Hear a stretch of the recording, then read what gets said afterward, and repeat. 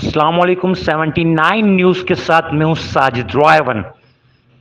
राना मतलूब और राना जग्गू ने राजपूत इत्तेहाद तंजीम आल पाकिस्तान के नाम से एक नई राजपूत बरादरी की तंजीम का ऐलान कर दिया है, जिसमें फूल नगर से ताल्लुक़ रखने वाले राजपूत बरादरी के लोगों ने भरपूर ताउन का यकीन दिलाया है।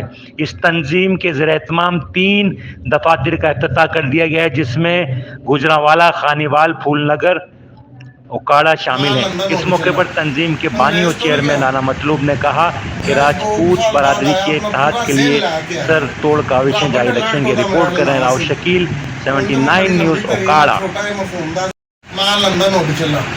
अंग्रेज टुर गया, अंग्रेज 2 साल बाद आया, अपना पूरा ज़हन लैके आया।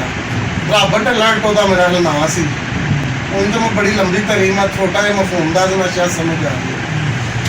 वो वापस आया ना तो उन्हें अपने पीए ਨੂੰ ਪੁੱਛਿਆ ਚਪੜਾਸੀ ਨੂੰ ਕੀ ਵਜ੍ਹਾ ਹੈ ਪੰਜ ਨੂੰ ਚੇਂਜਿੰਗ नहीं आई नजर आई। उन्होंने कहा सारा कोई तो FIR हो गई और बड़ा तहरीर कुछ। अच्छा वो भी बड़ी बाइस फखर चीज़ है।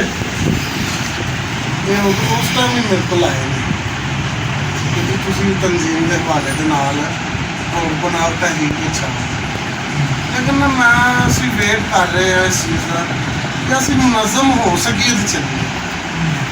नहीं समझे ऐसा काम ना आए कि असी कल जड़ा ना मूँह दंद खट्टे करके पिछे आइए। कुछ दोस्त होंगे ने उन्होंने कोई फर्क नहीं पैंदा, लेकिन साड़ी इस नफ्स जी ना मजबूर हो असी किसी अगे जाके पिछे आवेंगे। बाकी 10 मिनट का काम है। मैं मार्केटिंग भी करता रहा ना जी, अपने कारोबार की मैं खुद मार्केटिंग की। मार्केटिंग बंदे जड़ा ना अप्रोच करना कर देनी तो 10 मिनट च अपनी शुरू कर देनी।